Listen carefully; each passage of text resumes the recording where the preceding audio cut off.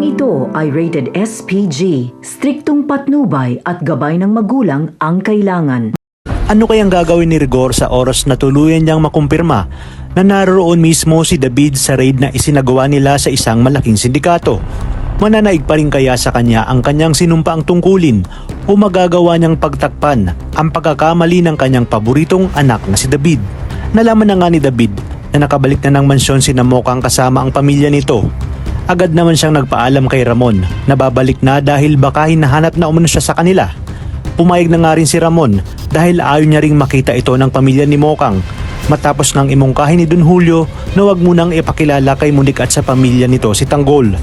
Bago nga umalis si David ay makikita niyang galit na galit si Ramon at nagawa nitong saktan si Mokang at pagtangkaan ang buhay ng mag-asawang Marsing at Nita. Batid na nga rin ni David na si Edwin ang dahilan kung bakit nabulilyaso ang operasyon sa warehouse ni Ramon, kung kaya't sinabi ni David sa kanyang sarili na nararapat lang yung kina Mokang para tuluyan na itong mawala sa mansyon nang sa gayon wala ng hadlang sa kanyang mga plano.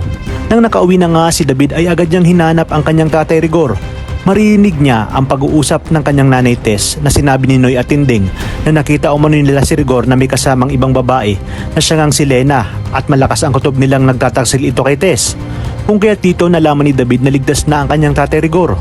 Ngunit walang kaalam-alam si David na nalaman na ng kanyang tatay Rigor na posibleng may kinalaman ito sa nangyaring raid dahil nakita nga sa lugar ang kanyang ID pati na rin ang mga gamit nito. Sa presinto nga ay mas lalong gumulo ang isip ni Rigor dahil hindi niya akalaing may kinalaman si David at hindi umano siya naniniwala hanggat hindi niya mismo nakakausap ang kanyang anak. Malaki ang tiwala ni Rigor sa kanyang anak ni si David. Sa katunayan sa mga anak niya, si David umano ang pinakamatino at tiyak na may mararating sa buhay. Sa pag-uwi nga niya ay agad niyang tinanong si David kung saan galing. Magtataka naman si David kung bakit biglang nagtanong ang kanyang tatay Rigor.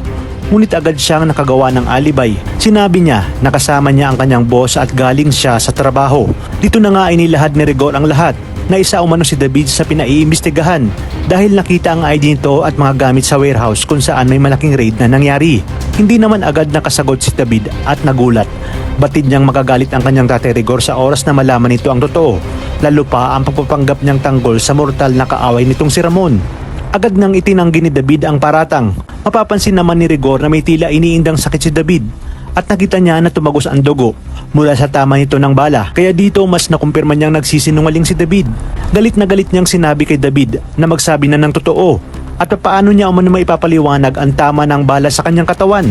Batid ni Rigor na posibleng naroroon si David dahil alam niyang nagkaroon nga ng habulan at putukan ng baril at marahil isa si David sa mga tumakas na may kinalaman sa isang sindikato. Kaya naman napaisip si Rigor na marahil ang boss na sinasabi ni David ang siyang utak ng mga sindikato.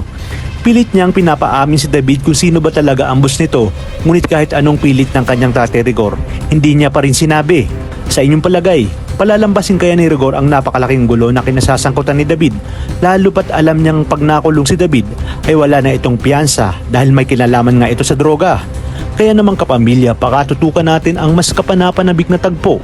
Ito lang sa pambansang teleserye ng sambayanan, ang FPJ's Batang Quiapo.